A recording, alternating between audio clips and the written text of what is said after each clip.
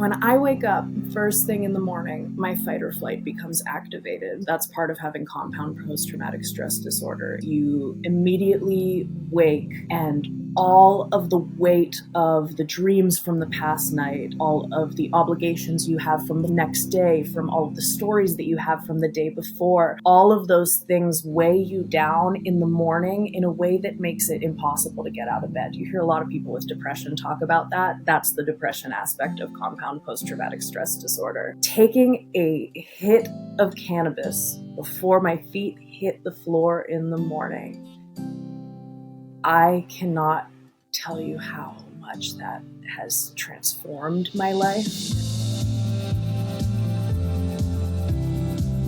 My name is Braelin Andrzejewski. I have been a medical cannabis patient for the last 4 years, and I use cannabis for complex post-traumatic stress disorder, depression, and anxiety. I grew up as an evangelical Christian in a homeschooled household, and my mom was really into musical theater, and she really wanted me to also be a theater kid. I was super involved with musical theater, with training, with auditioning, just anything that had to do with getting me Broadway bound. I faced a lot of trauma as a child, just being involved in the entertainment industry in general. That's something that, in addition to the compound traumas that I experienced as a child, it really lent itself to making my childhood a more difficult place to be. Growing up, my attitudes around cannabis were very negative. I had some compound trauma going through my childhood. One of those things is that I had a family member who was very heavily addicted to substances.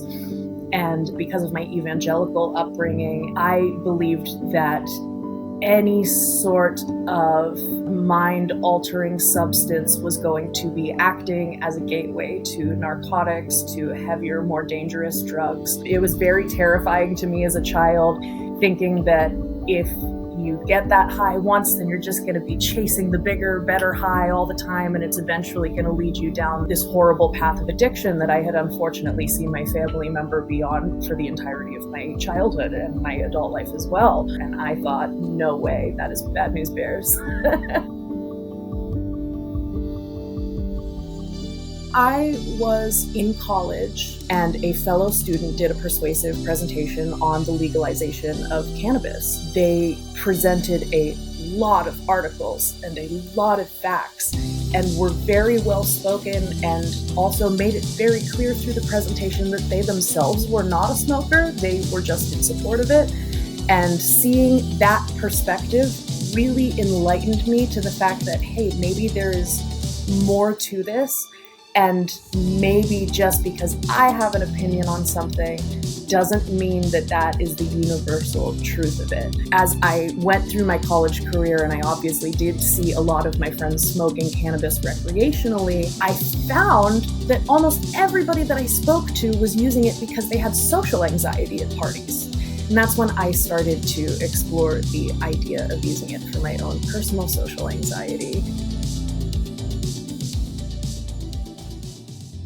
I was having a really hard time during my finals week. I was extremely anxious. I was extremely stressed. I had a friend who had been using cannabis for their social anxiety, and they said, hey, let's take the edge off. Let's give it a try. And I smoked it the first time, and I freaked out, like big time freaked out.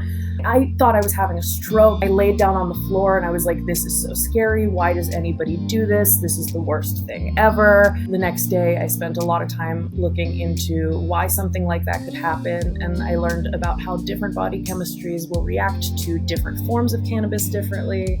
Because the first time I had actually smoked pure flower, I had definitely just gotten too much that first time around. And then I came into the world of microdosing. And microdosing is really what excited me and allowed me to start pursuing my education in cannabis, because it was so unbelievable to me that if I took a little hit of a vape, then I could feel endlessly better. And if I took a big hit of a joint, then I would feel endlessly worse. Having that dichotomy and having that experience, again, it really just made me dive into the research of it and come to realize exactly how I would be able to utilize this medicine without it being harmful or scary to me.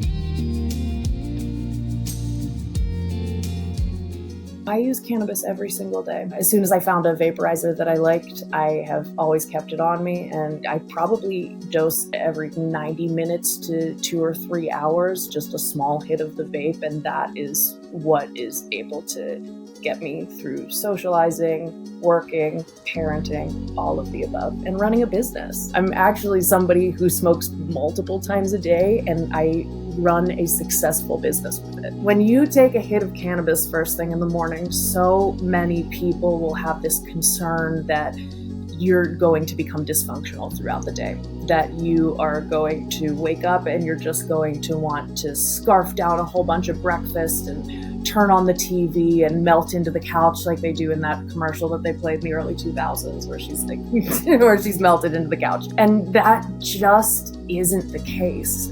When you are a medical cannabis patient and you are using the product medicinally in the correct way, in the correct dosage, in the correct form, then taking cannabis first thing in the morning is going to make your day more productive. It's going to make you more able to go forward and do the things that you want to do with your day. When I am able to medicate myself and regulate my body and get everything into homeostasis, that's when you see the Braelin that you see.